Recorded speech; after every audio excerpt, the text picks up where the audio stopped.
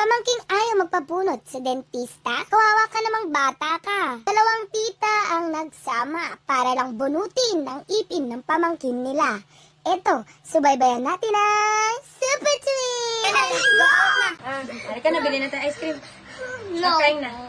I don't need ice cream. It's good for the teeth para gumaling.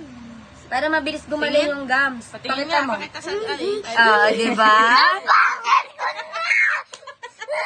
Ayaw ko na pumasok. Ayaw ko na pumasok.